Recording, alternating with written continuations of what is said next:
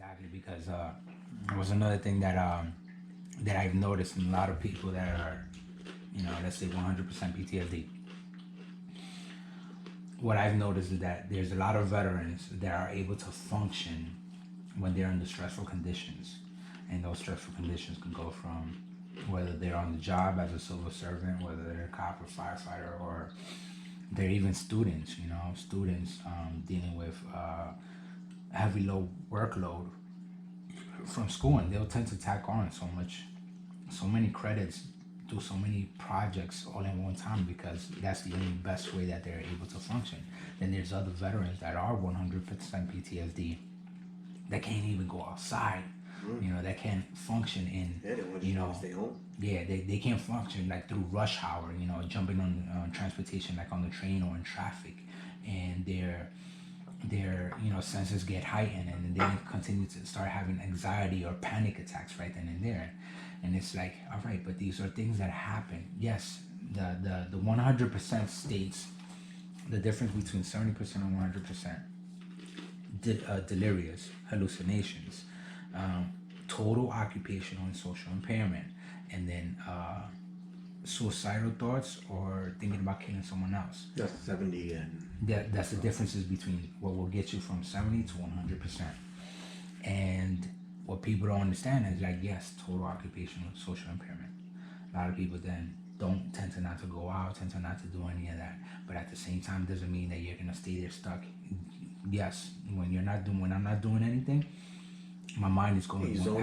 My mind is going at 100%, 100 mile per hour, even though my body is just at rest. So it's like, if I continue to do that for like a good amount of week or 2 weeks, 3 weeks, then my body, then a depressive state. You go into like a depressive state.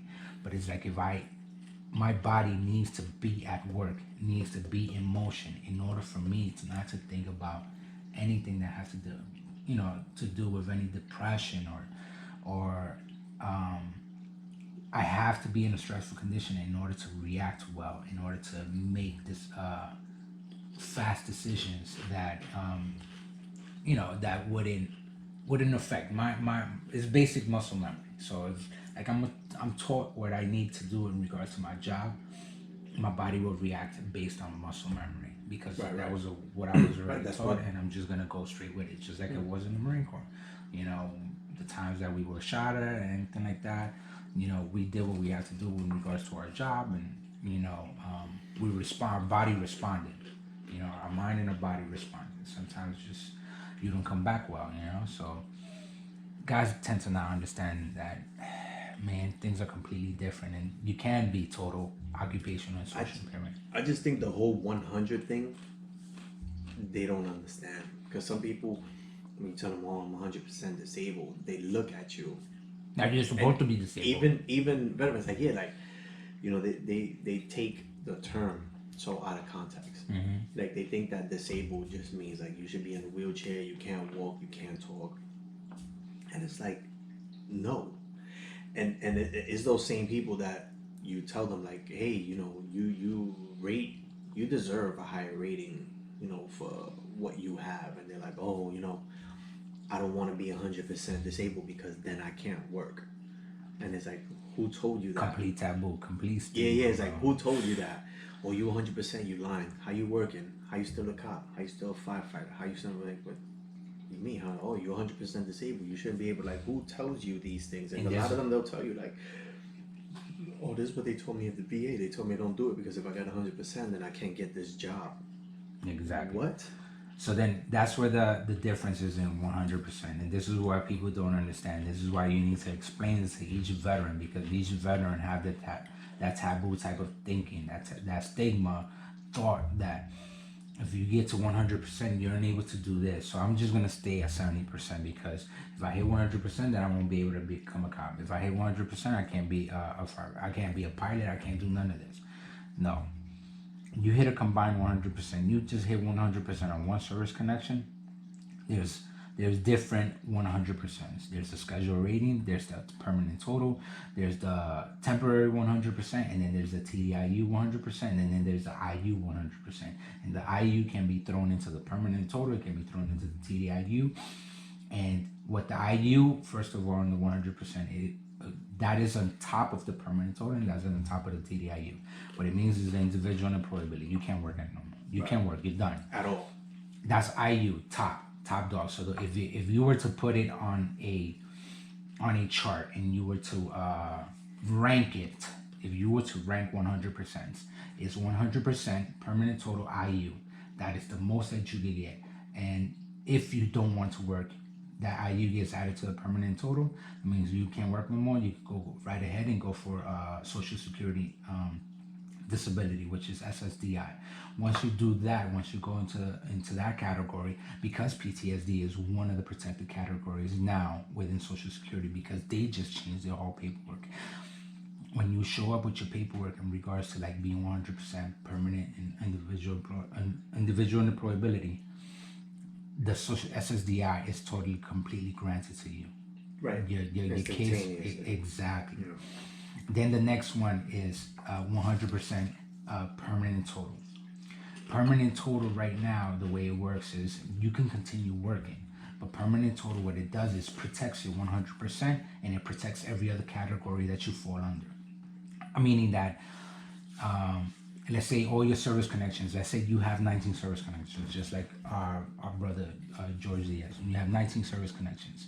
Your permanent total, you can continue working, you can continue doing whatever it is that you do. The job that accepts you to get onto this job, whatever job that they accepted you, will have to accept whatever you are coming with, Now, all these service connection that he falls under, because he's permanent total, it gets protected by those by permanent total, and they don't have to do the CMP exam 5, 10, 20 years down the road from the initial 100%. Then the next one is, if you fall by third rank, is the 100% TDIU. 100% TDIU is you're not a true 100%, but because let's say you have a back problem and it prevents you from working, and you do odd end jobs, and you show your paperwork, your financial paperwork, you show that your doctors knows, medical evidence that you can't hold down a job due to your service connection, then your case gets reviewed, and then you get put, if it gets granted, you get a TDIU, which is a total disability, individual employability. You can still work odd end jobs, but they can't be conflicting with your service connections. Right. So like if it's your back, you can't be fucking working for UPS. Exactly. And on top of that, you can't do it for long periods of time. Right. So, obviously it would be different. Then the next one that falls under. Then the next one that comes is 100% scheduler rating. 100% scheduler rating means that you are a true 100%, but your service connections are not protected. Those ratings you can get reevaluated and at any time, which are 5, 10, and 20 years from when. Now the difference with those is that getting those CMP exams, there's a possibility that either those ratings get dropped, or it goes up, not that goes up, but it can get granted permanent total, it can get granted static, and static is another thing I already have spoken about. Then the next 100% is the temporary 100%. When you go, let's say, God forbid, any veteran has cancer or precancerous cells, or they have any type of surgeries or anything like that. Minimum process. Yes, exactly. You'll get 100% for a temporary amount of time until they seem fit, and they deem you to be fit. And then your rating will go down to its original rating, and at least, it's a compensation that they give you, but throughout that time, they give you a special monthly compensation as well. So on top of giving you a true 100%, for the meantime, they'll give you extra money on top of that to cover you for anything that will be able to prevent you from working or anything like that. So, there's so many 100%, but people don't understand that just because we're getting put on disability from the VA, that automatically we can't be doing none of this stuff. Well, And the only thing that I'll tell you that I know where it can be, where you gotta be careful, is So yeah, you could be 100%, you know, and still be able to work, but depending on what job you're taking. So for example, if you want to become a police officer, right? When you're doing Can be a 100% background, PTSD. when you're doing a background investigation, right? And this is from when I was in applicants, right? You're doing a background investigation, right? They, I mean, very rarely we came across them.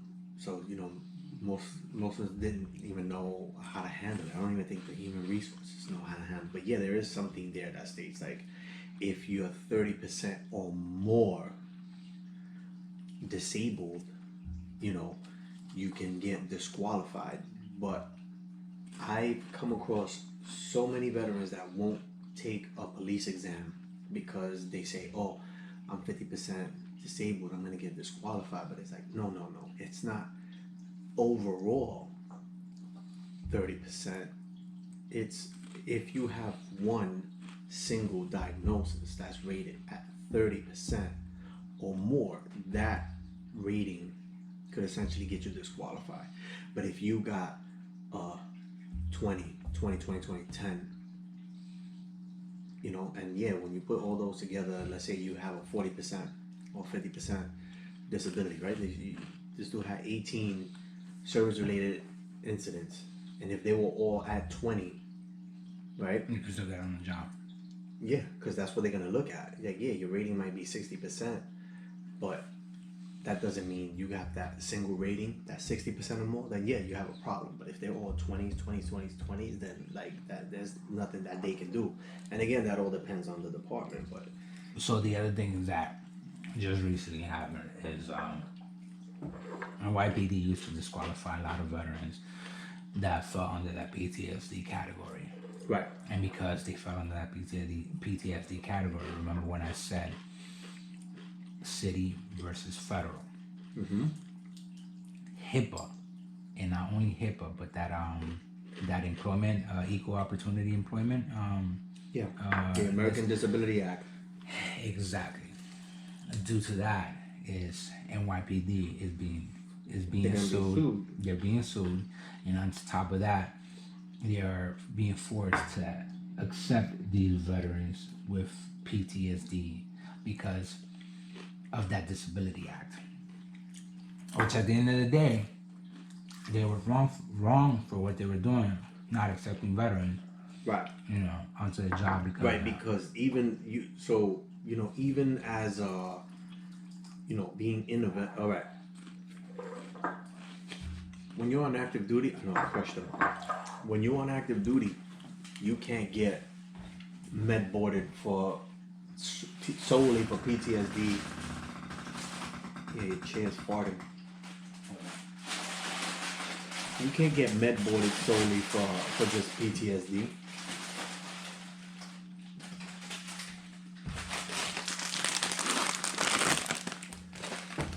So I get it because it's kind of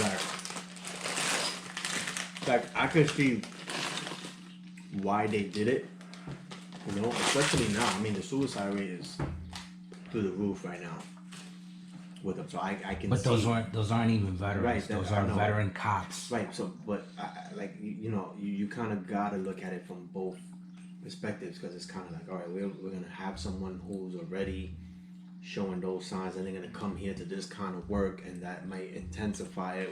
We don't want to avoid that. But then I see it from the other side too, where it's kind of like, yo, I can still work. I mean, look at